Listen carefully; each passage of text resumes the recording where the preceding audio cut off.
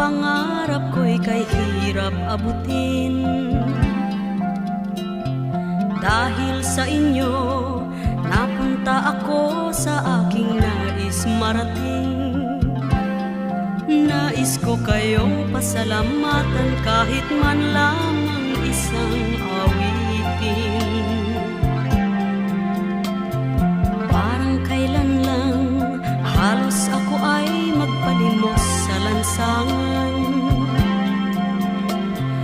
Dahil sa inyo, ang aking tiyan na tanggol sa'y nagkalaman.